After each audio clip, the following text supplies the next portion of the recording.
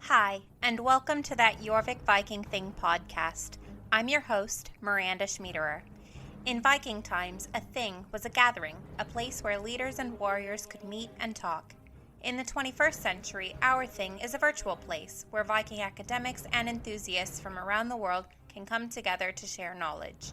So hold on to your helmets as we learn more about Vikings on that Jorvik Viking Thing podcast.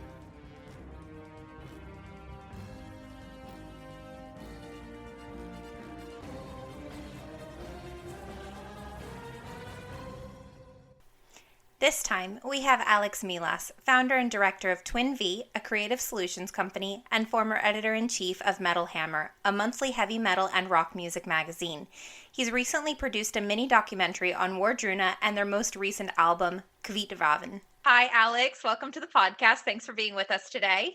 It's an absolute pleasure. Thank you for having me. Let's just start from the very beginning. We're talking about Viking music today. Is that its own genre of music, or what is it really? Can you define it for us? Well, that's a really interesting question. I suppose you almost have to begin with, well, what is Viking? Is it the Marvel movie Thor Ragnarok vision of Vikings? Is it the Last Kingdom or the Vikings on History Channel version?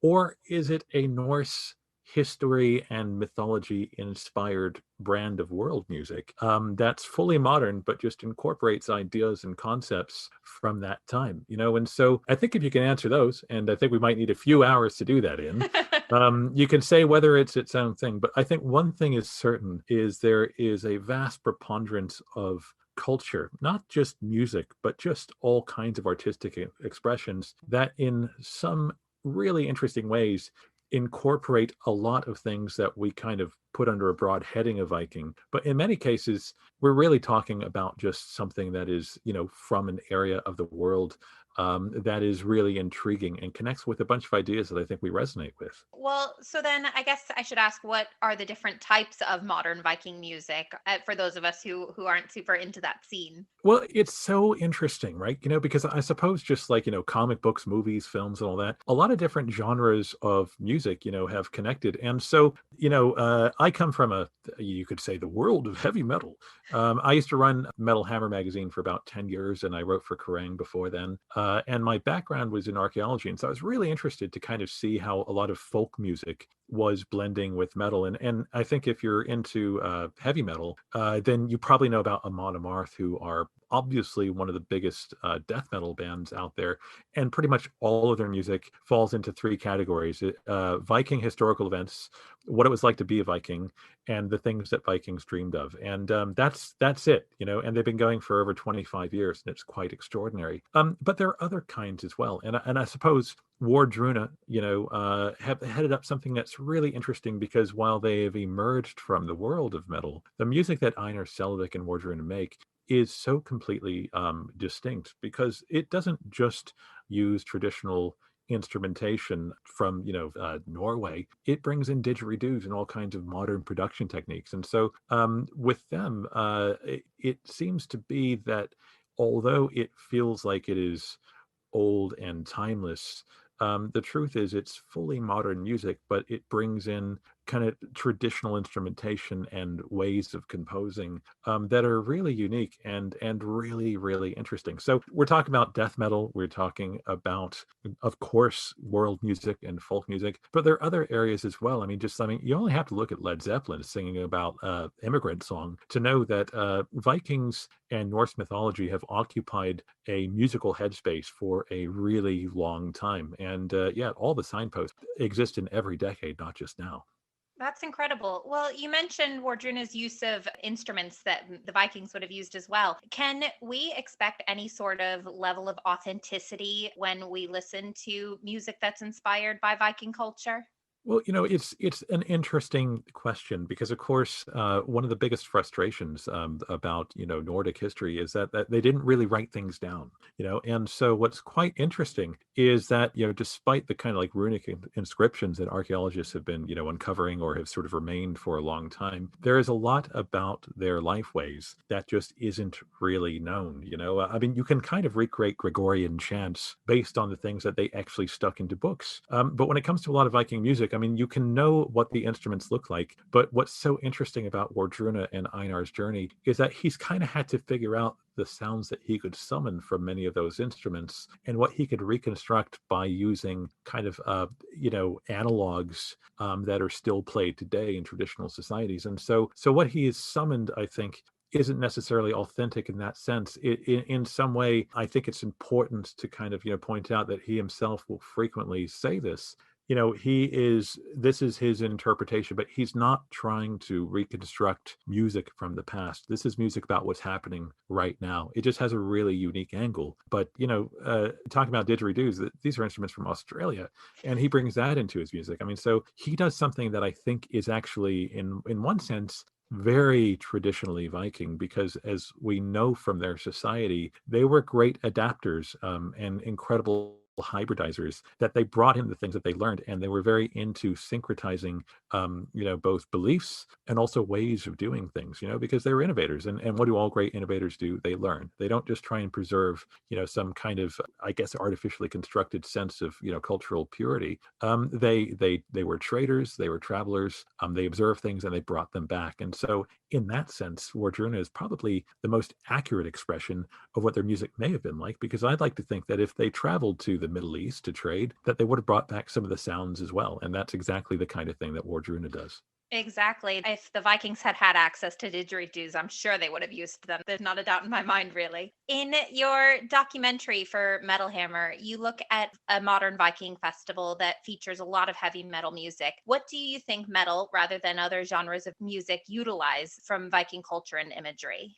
Well, it's interesting because I think that, metal music is very, and I think you're talking about Midgardsblot Festival, which is, of Yes. course, in the south of Norway. And what's interesting about that one is it's actually set among these historic burial mounds, just where the Kattegat Sea becomes the Oslo Fjord, which kind of goes up. And it's a really interesting place to be and very historically significant. And of course, this is like the most metal setting you could ever have. But it was also, what was interesting about that festival was it wasn't just metal music that you had all kinds of folk music, you had storytellers. And I think that was very emblematic of, I think, a vibe among a lot of metal listeners, where they're actually very open to kind of new things and new experiences. And I think it's because it's not just about the music, it is a culture that's very responsive. And there is so much about, I think, what, Nordic cultures represent, in the modern era, in terms of their animism, their regard for nature, and all those things that I think resonate powerfully. And I think metal and rock music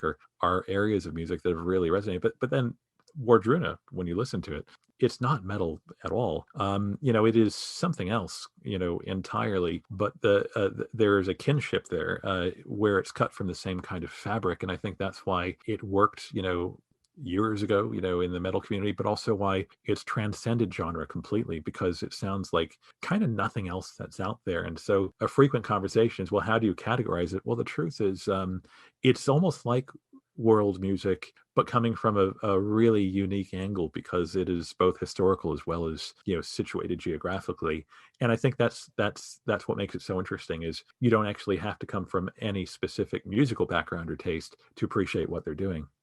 You mentioned in our email chain for this that if somebody would have told you that a Norse folk artist would have been charting worldwide, you would have thought that they were crazy 10 years ago. Why do you think that all of a sudden in this moment, Wardruna and just Viking music as a whole is doing so well? Why is it resonating with modern audiences? Well, I don't want to bring too much of myself into this, but to take it completely out of this, I used to do kendo, which is like a Japanese fencing, right? Hmm. Part of it was Zen meditation. And don't worry, this story has an end. But you learn how to meditate, and if you keep at it, you end up going to like a Zen monastery usually to kind of spend some time simply learning, their method of meditation and clearing the mind. And I remember speaking to an old monk. She was from France, and she was telling me how in the Far East, a lot of people, kind of practice Zen Buddhism, because they want to, kind of progress, something that they've been born with and all that. Whereas in the West, a lot of people, they come to it because it's like a cure for a sickness. Because in I think our modern lives, we're so completely overwhelmed with social media, advertising, kind of like consumer driven, life choices, just all kinds of stuff. It's very rare that we kind of sit down and meditate. And I think there's something about Wardruna that is also very spiritual for people. It is meditative, and it comes from a deep place. And I think that's why it has that universal appeal. It's not just the beauty of the music. I think it touches a part of us that other music doesn't necessarily. I mean, so to be honest, if I had to compare it, I would compare it to traditional, spiritual music. Although that's not to say that's where Einar is coming from, but it seems to occupy a same kind of space. I mean, there's something so special about it. But if you have the benefit of going to a physical event, a live show, and you go to a Wardruna show, what's so interesting is to see the cross section of people that show up. And it seems everywhere, because I think Wardruna has a universal appeal, which is unlikely, because everything about popular music tells us it needs to be, frankly, idiotic in order to kind of have mass appeal. Whereas Wardruna is anything but, and yet it has achieved this commercial success, which I think, beyond the talking about Viking culture, whatever else, I think is a lesson to say that no, I mean, people are hungry for something, and the listening public can be credited with a little more intelligence than most of the kind of music that you find in pop chart. And to me, that is a really validating thing to see, because, you listen to kind of what gets to, number one sometimes, and it can be a little depressing. Fair, fair. And I think that hopefully once all of this is over and there isn't a live Wardruna concert, I think that their audience might have diversified even more since their last one. I think they're going to bring an entirely new audience to their music, or I hope anyway. I really hope so too. I think that there's something so wonderful about what Einar is doing, because it's so well researched. It's so conscientious.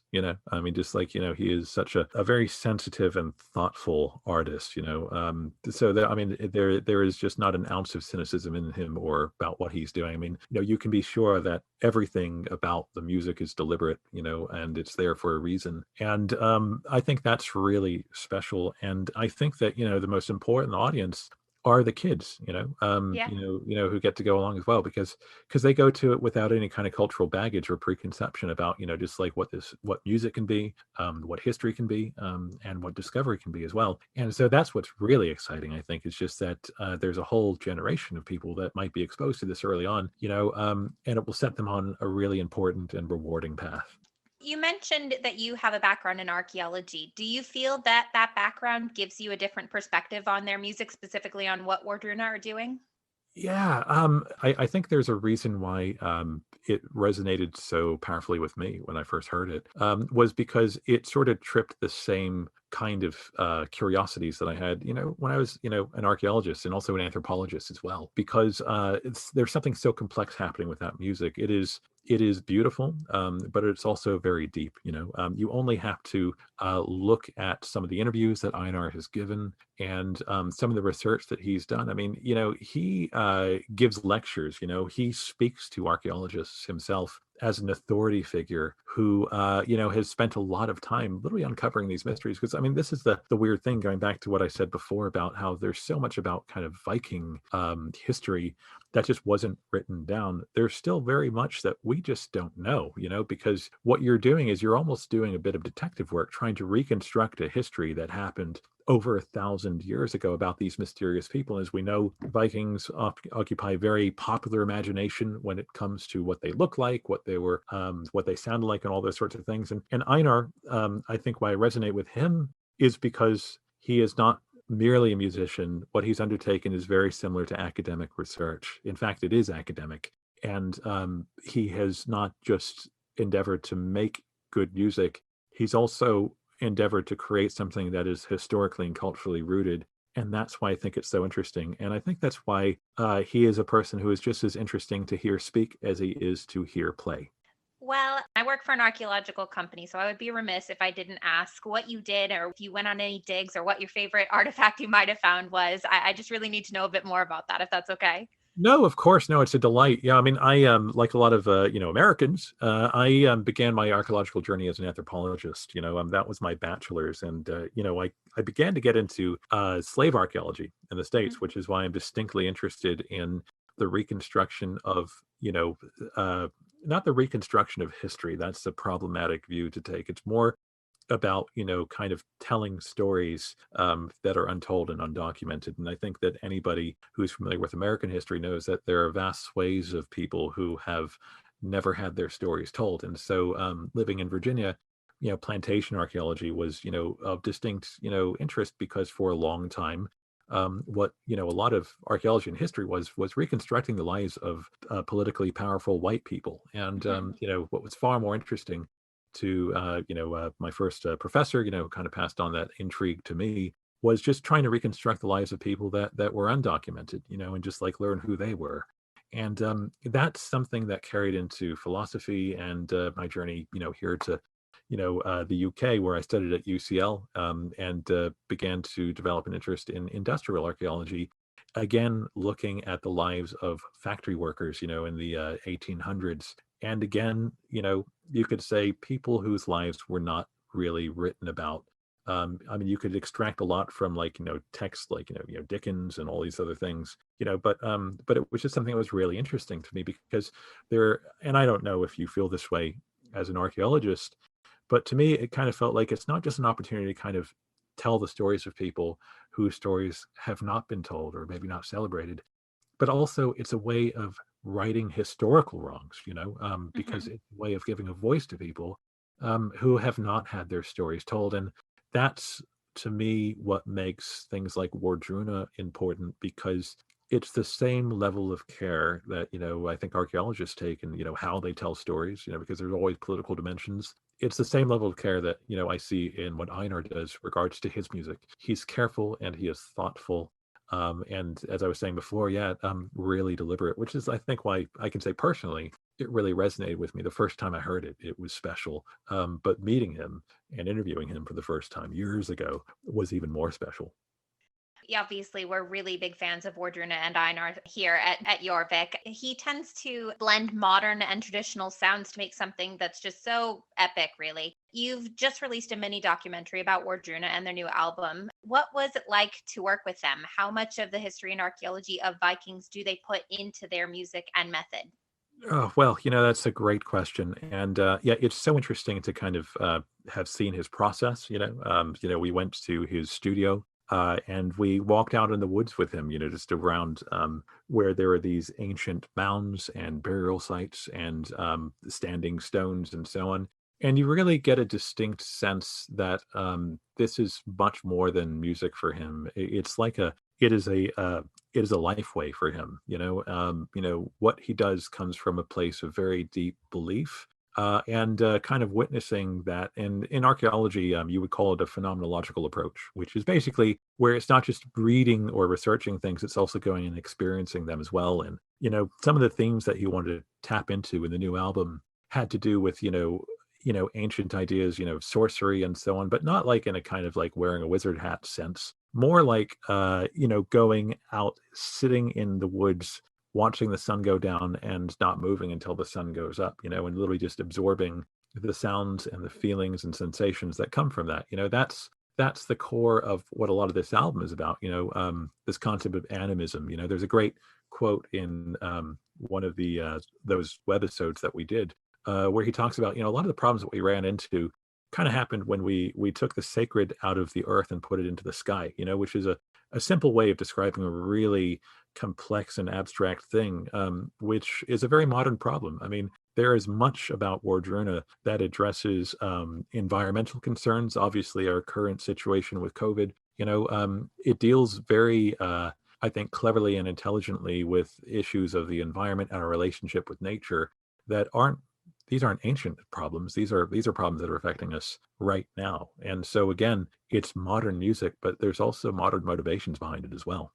Well, I think that you can definitely feel those inspirations when you listen to it. Especially, I just recently listened to it all in one go, and it's just this entire experience. The songs just work really well together to kind of create this whole atmosphere almost. It's amazing.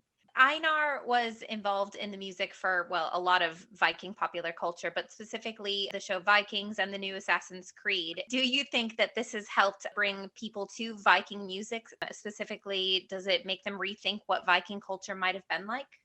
Yeah, that's such a great way of framing it, because I think that yes, it does. I mean, you only have to look around to kind of see the preponderance of just Viking depictions in popular culture. We mentioned Marvel Comics. You just kind of, well, I mean, just look at what Jorvik is doing. I mean, just look at the kind of these are not people with niche interests who are coming and stimulated by this whole thing. I mean, just like when the physical event is there, it is absolutely astonishing how many people turn up who are both dressed as Vikings, but also the people that are there to kind of watch the spectacle.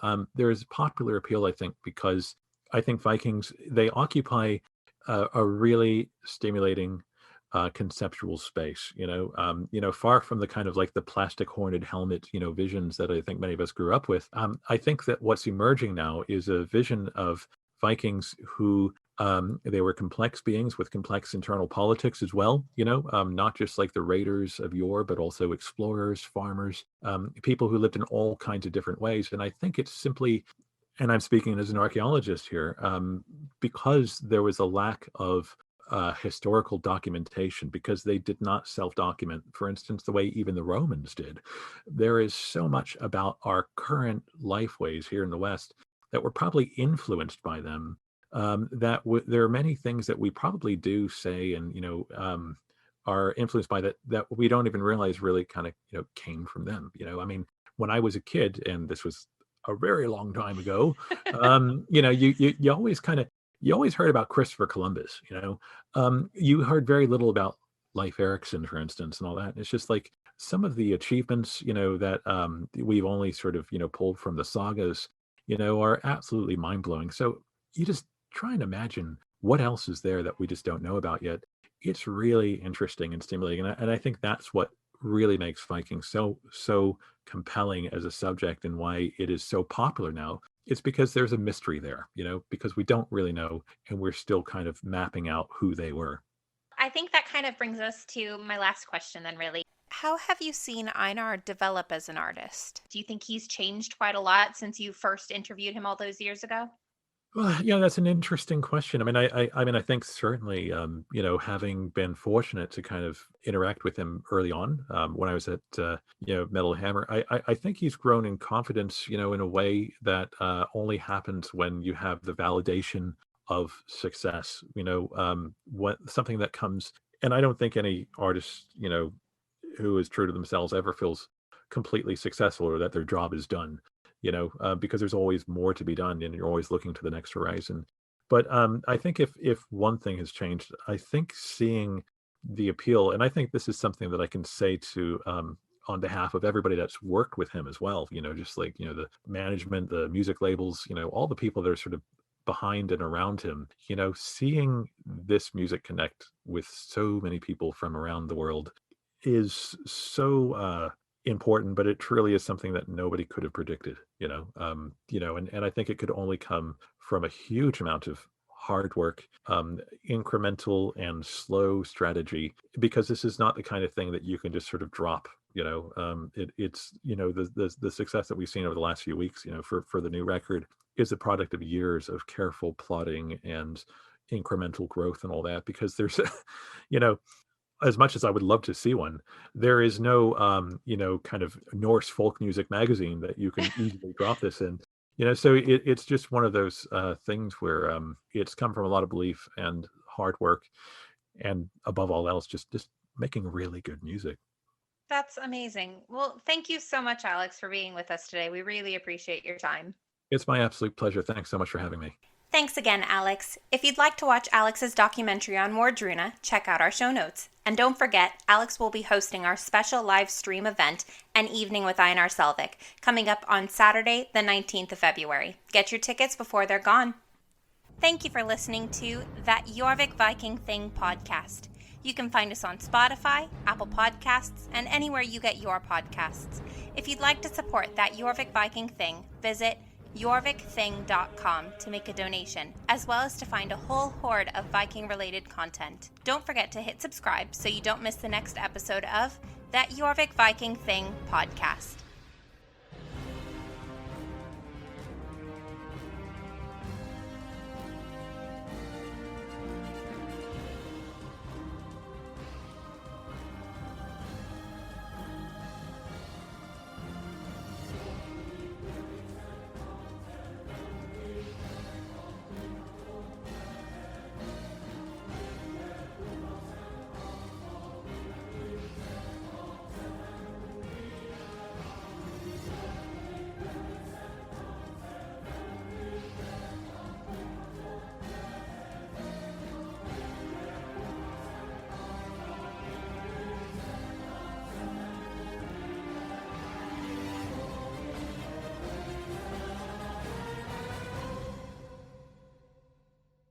That Jorvik Viking Thing podcast is a production of the Jorvik Group and York Archaeological Trust. Researched by Miranda Schmiederer and Ashley Fisher. Produced by Ashley Fisher. Sound designed and edited by Miranda Schmiederer.